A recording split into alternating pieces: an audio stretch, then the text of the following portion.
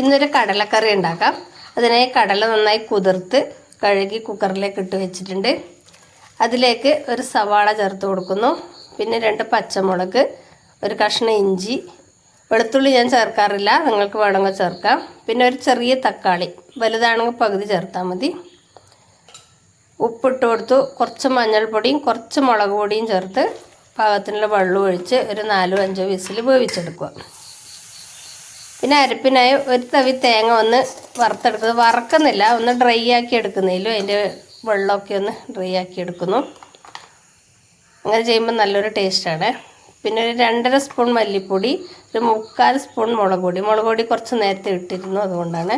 കുറച്ച് മഞ്ഞൾപ്പൊടിയും ചേർത്ത് അതെല്ലാം ഒന്ന് വറുത്തെടുക്കുന്നുണ്ട്. പച്ചമണെല്ലാം മാറ്റിയെടുത്തു. അതൊന്നിട്ട് അരച്ച് വെക്കുക. കടല പാത്രത്തിലേക്ക് ചേർത്ത് ഇതുപോലെ കുറച്ചൊന്ന് ഉടച്ചു കൊടുക്കുകയാണെങ്കിൽ കറിക്ക് നല്ലൊരു കൊഴുപ്പുണ്ടാവുമേ. ചിലവർ അരക്കുന്നതിൽ ചേർക്കും, ഞാനത് ചേർക്കാറില്ല, എനിക്ക് അതിൻ്റെ ചുവ ഇഷ്ടം കുറവാണ്. പിന്നെ അരപ്പൊക്കെ ചേർത്ത് കൊടുത്തു. ഉപ്പൊക്കെ നോക്കി ചേർത്ത് കൊടുക്കുന്നു. ഈ സമയത്ത് നിങ്ങൾക്ക് ചിക്കൻ മസാലയോ അങ്ങനെ എന്തെങ്കിലും ചേർക്കണമെങ്കിൽ കുറച്ച് ചേർത്ത് കൊടുക്കാം, നല്ലൊരു ഫ്ലേവറായിരിക്കും.